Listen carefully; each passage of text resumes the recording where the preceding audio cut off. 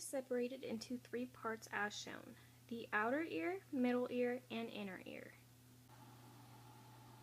The outer ear contains the pinna, the concha, the external acoustic meatus, and the tympanic membrane, also known as the eardrum. When a sound wave travels through the external acoustic meatus, it hits the tympanic membrane and vibrates according to the frequency. When the vibrations then pass through the three ossicles, similar to the domino effect. It receives a vibration from the eardrum, sending a vibration into the malleus, then into the incus, then into the stapes. The stapes then passes the vibrations to the oval window, which is at the base of the cochlea. The cochlea has two sections called the scala tympani and the scala vestibuli.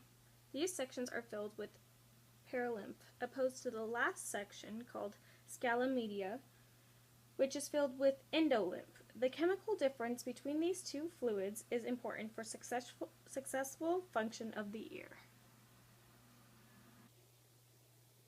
Inside the cochlea, you can also find hair cells. On one hair cell, there is a pair of stereocilia, one long, one short. On the short hair cell, there is a potassium channel, and the long hair cell is mechanically connected to that channel.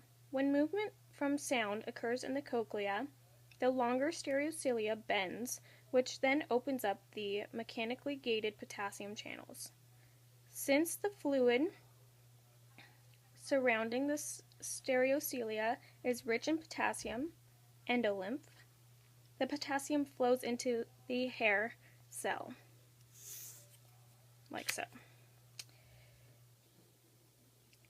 This influx causes depolarization to the cell, which leads to an opening of the voltage-gated calcium ion channel so that calcium enters the cell, like so.